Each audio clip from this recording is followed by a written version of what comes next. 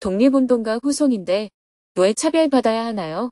2025년 10월 19일 다문화가족 고려인 증문즉설 청년 페스타 워크숍. 안녕하세요. 오늘은 다문화가족과 함께하는 증문즉설 강연과 청년 페스타 서포터즈 워크숍이 정토사회문화회관에서 열리는 날입니다. 스님은 새벽 수행과 명상을 마친 후 정토사회문화회관으로 향했습니다. 오전 8시부터 10층 회의실에서 정토회상임 천일준비위원회와 간담회를 하며 하루를 시작했습니다. 먼저 천일준비위원장인 법정 법사님이 오늘 논의할 안건을 이야기했습니다. 천일준비위원회에서는 정토회 2-2차 천일결사 사업 계획과 조직 개편을 준비하고 있습니다. 전법회원 제도 개선안, 책임봉사자 제도 보완 방안 등 준비위원들은 고민하고 있는 내용들에 대해 스님에게 조언을 구했습니다. 마지막 질문은 보직순환 제도에 관한 것이었습니다. 업무 연속성이 필요한 전문 영역에서는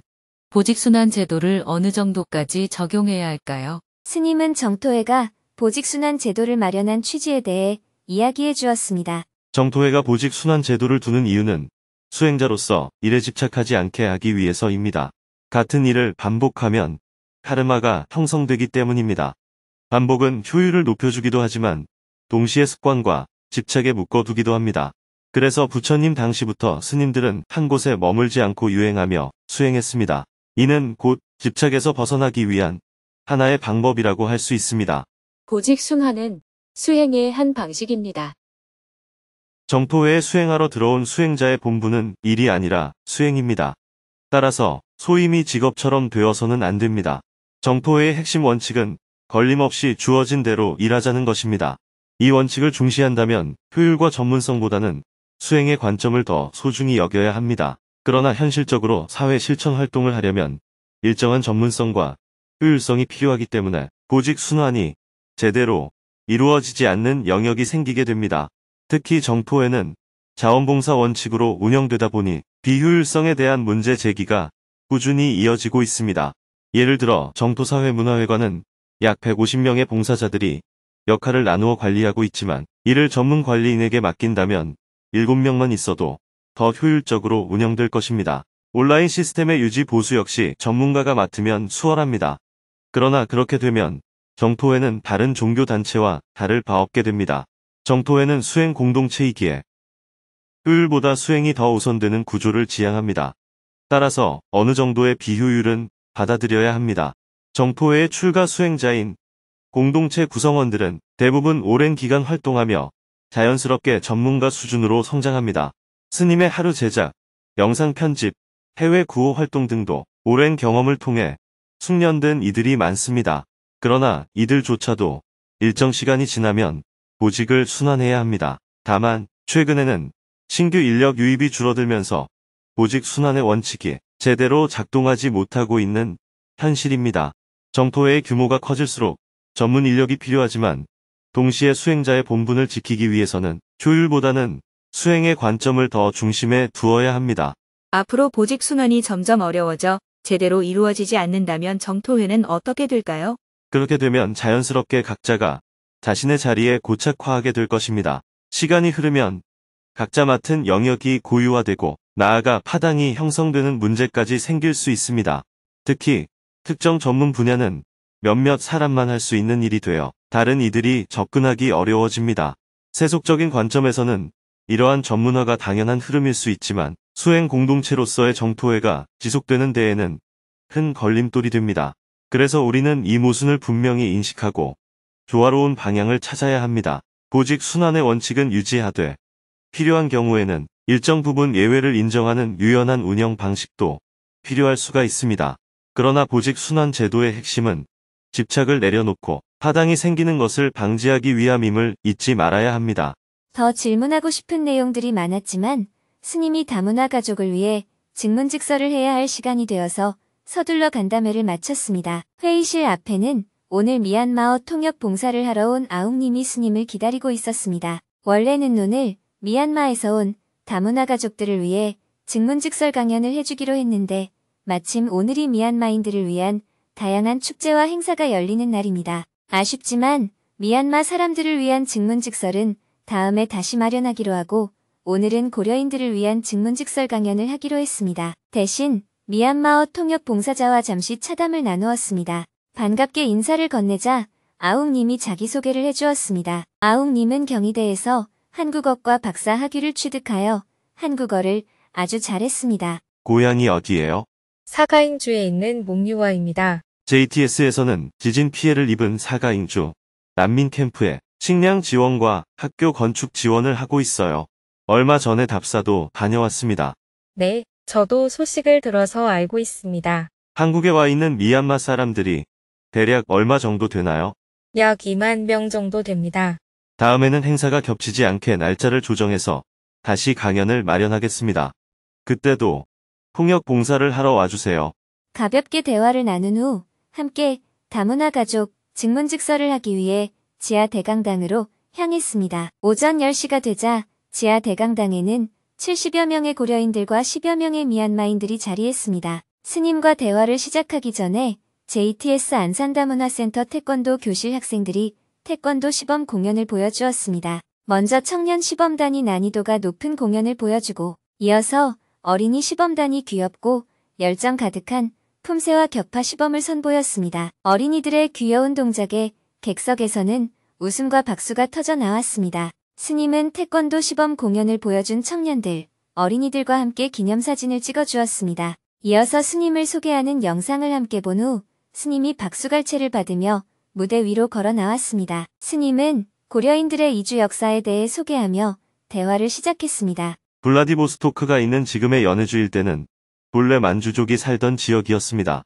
1858년 중국에서 제2차 아편전쟁이 일어나 청나라가 패하면서 맺은 베이징 조약으로 영국은 막대한 배상금과 함께 홍콩을 할양받고 청나라는 10개의 항구를 추가로 개항하게 되었습니다. 이 협상 과정에서 러시아가 중재자 역할을 했고 그 대가로 현재의 연해주 지역을 할양받게 되었습니다. 연해주에서 중앙아시아까지 고려인의 눈물과 개척의 역사. 우리 민족은 그보다 앞서 이미 조선에서 살기가 어려워 두만강을 건너 지금의 연변 조선족 자치주인 북간도에 들어가 황무지를 개간하며 살기 시작했습니다. 또 두만강 하류를 건너 지금의 연해주 프라스키노 일대까지 진출해 정착하기도 했습니다. 이후 러시아가 연해주를 차지하면서 그곳에 살던 한인들도 자연스럽게 러시아의 관할 아래 들어가게 되었습니다. 러시아 기록에는 한인 이주 시기를 1863년으로 표기하고 있지만 실제로는 그보다 훨씬 이전부터 이미 삶의 터전을 일구고 있었습니다. 이주민 수는 빠르게 늘어나 10만 명, 20만 명, 나중에는 30만 명에 달했습니다. 초기에는 블라디보스토크 일대에 한인촌을 이루었으나 도시가 커지면서 러시아 정부가 한인들을 외곽으로 이주시켜 새로운 마을, 즉 신안촌이 형성되었습니다. 블라디보스토크는 우리 민족의 독립운동사에서 중요한 의미를 지닌 도시입니다. 안중근 의사가 하얼빈에서 이토 히로부미를 저격했지만 그의 활동 근거지는 블라디보스토크였으며 봉오동 전투의 홍범도 장군 역시 원래 연해주 중심으로 독립운동을 펼쳤습니다. 3.1 운동 이후 최초의 임시정부가 세워진 곳 또한 블라디보스토크였습니다. 이처럼 연해주에 거주한 한인들은 일본의 침략에 맞서 싸우며 러시아 정부의 보호를 받기도 하고 반대로 일본의 압력으로 러시아 정부로부터 피해를 입기도 하며 두 나라 사이에서 고단한 삶을 이어갔습니다. 러시아 혁명 후 소비에트 정권이 들어서자 그곳의 독립운동가들은 선택의 기로에 섰습니다. 독립운동을 계속하려면 소련군에 들어가야 했고 그렇지 않으면 떠나야 했습니다. 당시 국제공산당인 코민테르는 일국 1당주의 원칙을 내세워 각국의 공산당만 인정했습니다. 이에 따라 연해주에 있던 한인 독립군 조직들은 소련 공산당 적군에 편입되거나 해체될 수밖에 없었습니다.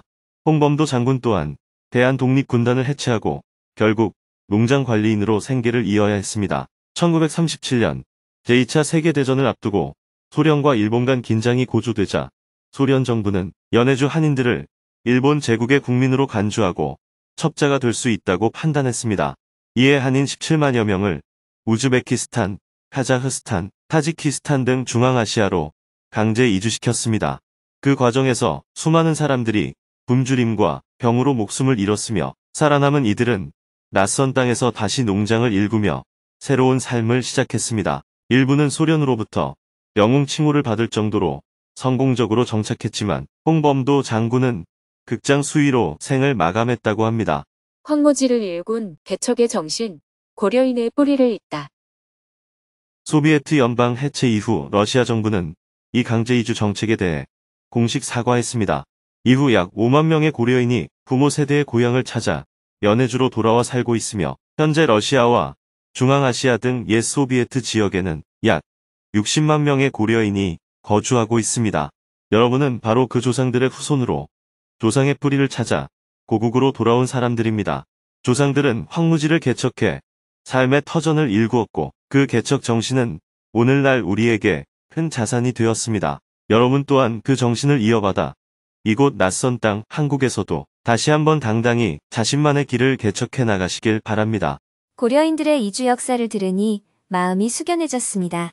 이어서 한국 생활의 힘든 점에 대해 스님과 대화하는 시간을 가졌습니다. 누구든지 손을 들고 스님에게 질문을 했습니다. 고려인 참석자들은 한국에서 겪고 있는 현실적인 어려움을 토로했습니다. 다른 나라에서 온 동포들에 비해 비자를 받기가 까다롭고 건강보험료 부담도 커 생활에 어려움을 겪고 있다고 말했습니다. 특히 독립운동을 했던 애국자들의 후손임에도 불구하고 정당한 대우를 받지 못하고 있다는 점에서 안타까움을 많이 이야기했습니다. 그중 한 참석자는 고려인 비자 발급의 불합리한 차별 문제를 제기하며 스님에게 질문했습니다. 독립운동가 후손인데 왜 차별받아야 하나요? 저는 우즈베키스탄에서 온 고려인입니다. 저희 고려인은 안중근, 홍범도 같은 독립운동가의 후손으로 고향을 찾아 한국에 왔습니다. 그런데 러시아 고려인은 자유로운 거주가 가능한 F4 비자를 받는 반면 우즈베키스탄이나 다른 국가에서 온 고려인은 단순 노동에 제한된 H2 비자를 받고 있습니다. 또 사할린 동포들은 국가로부터 아파트를 제공받고 국적 취득도 쉽습니다. 독일의 경우 과거 소련에 살았던 유대인들은 독일 국적을 다시 받을 수 있었다고 합니다. 그렇다면 대한민국은 왜 같은 동포들 사이에서도 서로 다른 대우를 하는 걸까요?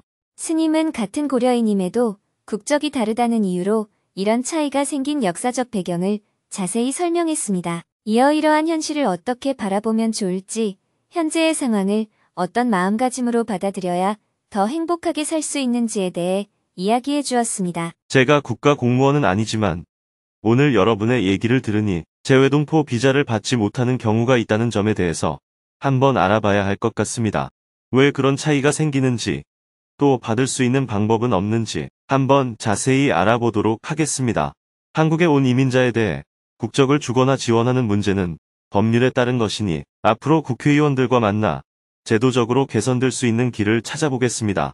다만 제가 드리고 싶은 말씀은 이런 제도는 언제 바뀔지 알 수 없다는 겁니다. 그래서 지금은 관점을 바꾸어서 대한민국에 올 수 있었던 것만 해도 고마운 일이다. 여기서 내가 일해서 먹고 살 수 있다면 그것으로 충분하다. 이렇게 생각하고 적극적으로 삶을 개척해 나가시길 바랍니다. 대한민국이 우리 같은 고려인들에게 한국 국적을 주면 대한민국의 큰 문제가 하나 해결될 수 있다고 생각합니다. 지금 한국은 저출산으로 인구가 줄어드는 나라가 되었습니다. 하지만 저희 고려인들은 한국 사람들과 달리 대부분 대가족이에요. 결혼하면 아이를 둘, 셋, 많게는 넷까지 낳습니다. 요즘 한국 사람들은 결혼을 늦추거나 결혼해도 아이를 낳지 않고 반려동물을 키우는 경우가 많잖아요. 그런데 저희 고려인들의 아이들은 한국 학교에 다니며 한국어를 배우고 자연스럽게 한국 문화와 사고방식을 익히고 있습니다. 언어 소통에도 큰 문제가 없습니다. 부모들은 한국 사람들이 꺼리는 일자리나 공장에서 묵묵히 일하며 세금과 건강보험료를 성실히 내고 있습니다. 번 돈의 대부분도 한국에서 쓰며 살아갑니다. 그래서 앞으로 국적을 원하는 모든 고려인들이 조금 더 쉽게 국적을 얻을 수 있으면 좋겠습니다. 그렇게 된다면 우리도 이 나라의 일원으로 당당히 살아갈 수 있고 동시에 대한민국의 인구 감소 문제도 어느 정도 해결될 거라고 믿습니다. 저도 동의합니다. 그렇게 제안을 해보겠습니다. 네, 고맙습니다. 우리는 언제나 부족한 조건 속에서 살아갑니다. 그런데 그 부족함에 불만을 품고 살면 일상이 괴로워질 수밖에 없습니다. 불평하며 살 바에야 차라리 대한민국에 오지 않는 편이 나았을지도 모르지요. 제가 드리고 싶은 말은 대한민국이라고 해서 모든 게 좋은 나라만은 아니라는 점입니다. 요즘 한국의 젊은이들조차 스스로 지옥에 살고 있다라고 말합니다. 그래서 어떤 이들은 그 괴로움에서 벗어나겠다며 캄보디아의 범죄 조직 같은 곳으로까지 가기도 하지요. 이렇게 좋은 나라를 두고 그런 선택을 하는 건 그만큼 마음속 불만과 좌절이 크기 때문일 겁니다. 인생은 언제나 뜻대로 되지 않습니다. 여러분에게도 여러 어려움이 있겠지만 그래도 대한민국에 와서 일하며 사는 게 이전보다 낫다. 이렇게 긍정적으로 생각하며 희망을 잃지 않기를 바랍니다. 여러분이 말씀하신 제도적 불합리나 차별 문제는 저 역시 대한민국 국민으로서 함께 개선되도록 노력하겠습니다.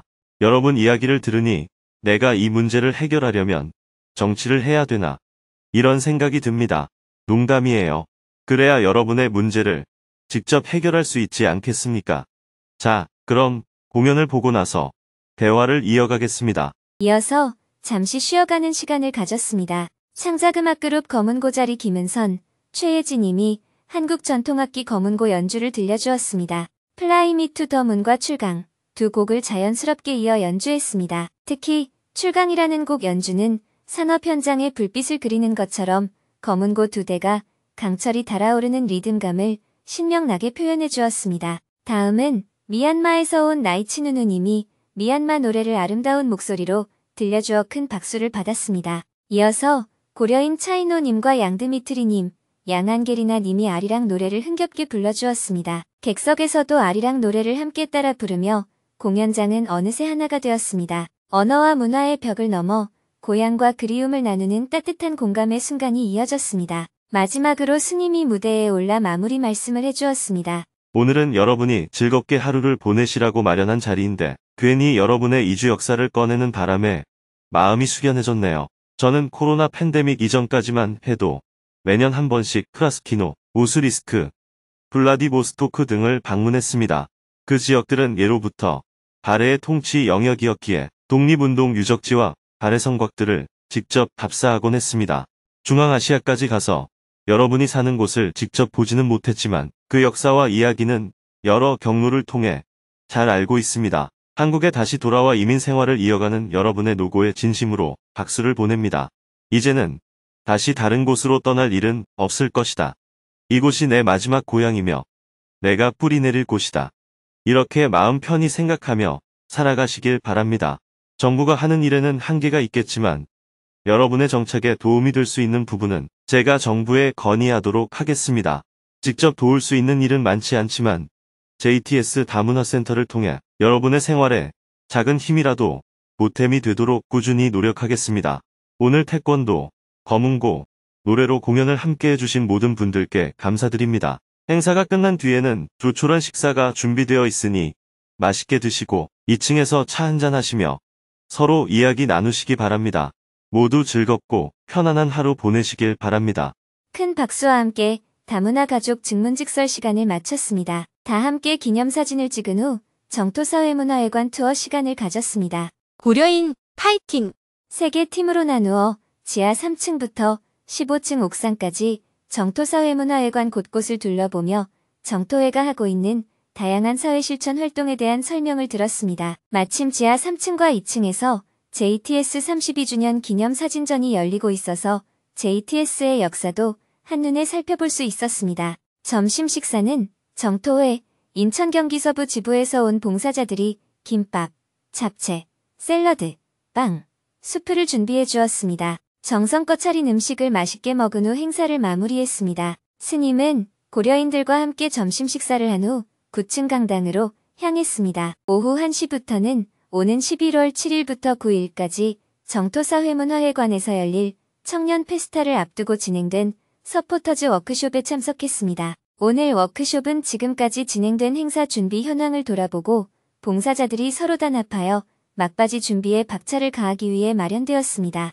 먼저 정토회 대표님의 인사말을 들은 후 참가자 소개 시간을 가졌습니다. 강연국, 세미나국, 부스국, 홍보국, 안내국, 지원국 등 국별로 소개가 될 때마다 큰 박수와 환호가 쏟아졌습니다. 이어서 청년 지부장 박수정 님이 청년 페스타 준비 상황에 대해 브리핑을 해주었습니다. 정토사회 문화회관을 축제 공간으로 꾸며 청년들이 서로의 이야기를 마음껏 펼치고 공감할 수 있는 장으로 만들어 나갑시다.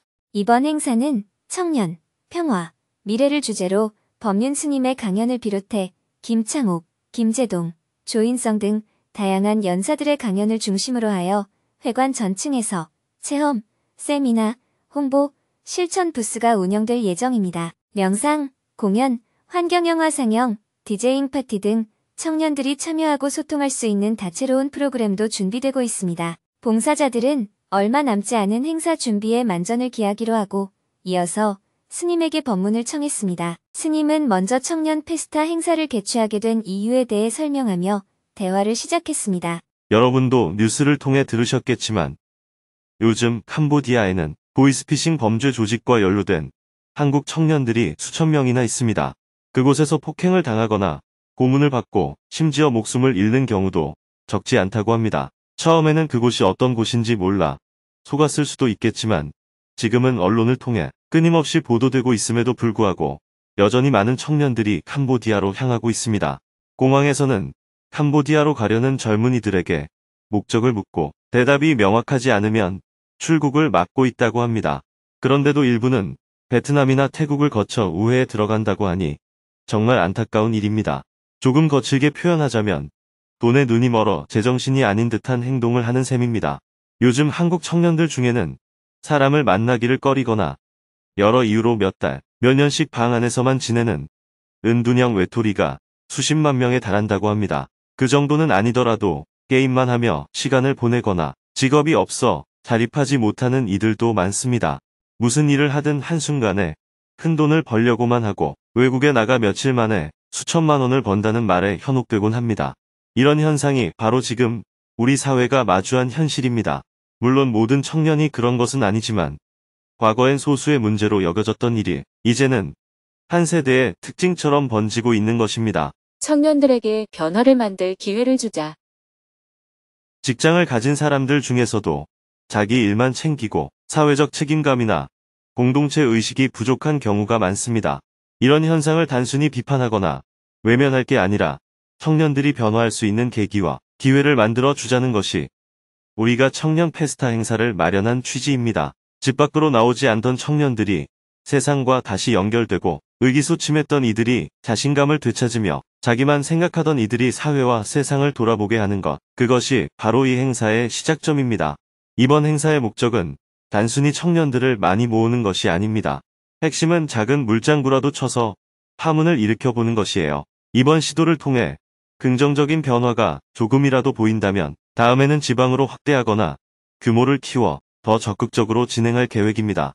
처음인 만큼 돈을 최소화하고 정토사회 문화회관의 공간을 활용해 작게 시작하지만 의미가 있다면 다음에는 예산을 들여서라도 이어갈 것입니다. 며칠 전 동국대 총장님과 이 행사를 이야기하던 중 방학 때 학교를 활용해 보자는 제안도 있었습니다. 교실이나 기숙사를 숙소로 쓰면 국제 청년 대회처럼 더 큰 규모의 행사도 가능하겠지요.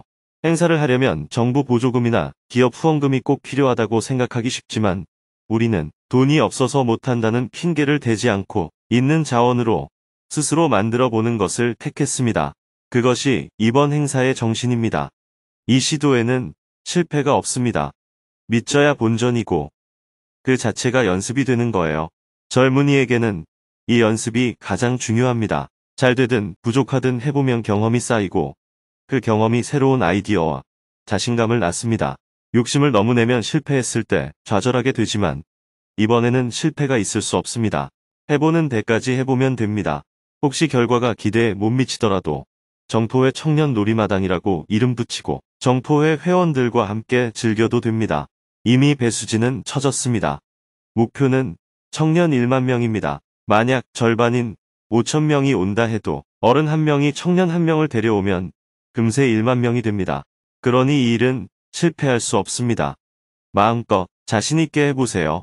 이어서 행사를 준비하면서 겪는 어려움과 궁금한 점에 대해 자유롭게 대화하는 시간을 가졌습니다. 누구든지 손을 들고 스님에게 질문을 했습니다. 1시간 30분 동안 7명이 스님에게 고민되는 내용을 이야기했습니다. 그중 한 명은 일을 하다 보면 수행보다 성과에 집착하게 된다며 일꾼과 수행자의 경계를 어떻게 유지해야 하는지 스님에게 조언을 구했습니다. 일꾼으로서 최선을 다하면서도 수행자의 마음을 지킬 수 있을까요?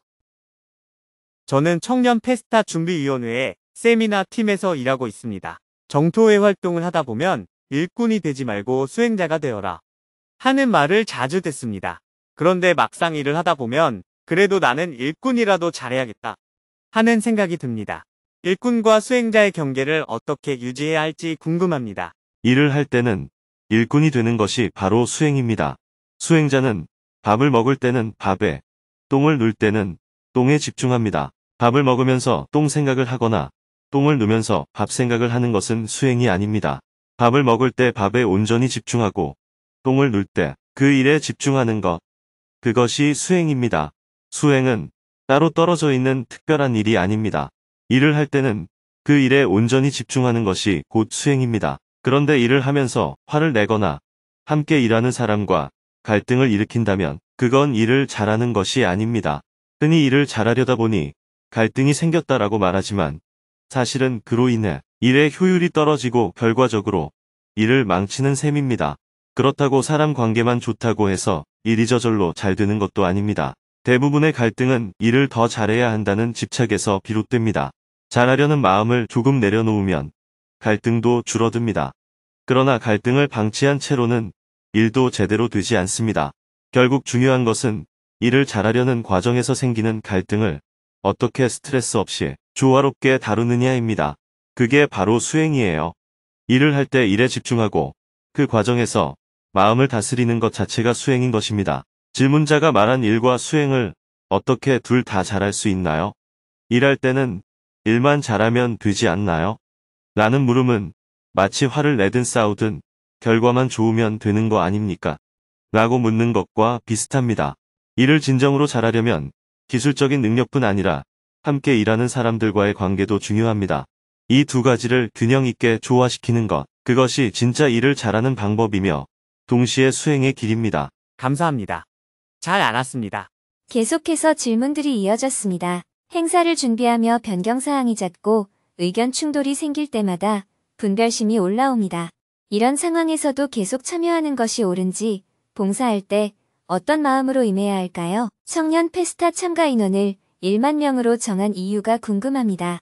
또 행사 준비가 버겁게 느껴질 때 더 편안하게 임할 방법은 없을까요? 소임과 예불이 많아 집중이 어렵습니다. 프로젝트 완성도를 높이기 위해 일정 기간 전념하는 방식으로 바꿔도 될까요? 홍보 콘텐츠 제작 시 제약이 많고 청년 눈높이에 맞지 않는 규정이 답답합니다. 청년들이 공감할 수 있는 방향으로 정토회의 정책을 더 열 수는 없을까요? 청년 페스타가 사회적으로 어떤 효과를 가져올 수 있을까요? 이 행사를 통해 청년들의 목소리가 어떻게 세상에 긍정적 변화를 만들 수 있을까요? 또 한 청년은 팀장을 맡으며 구성원들과의 소통 방식에 어려움을 겪고 있다며 일을 맡길 때 어떤 마음가짐과 리더십이 필요한지 스님에게 조언을 구했습니다. 팀장으로서 일을 잘 이끌고 신뢰를 얻으려면 어떻게 해야 할까요?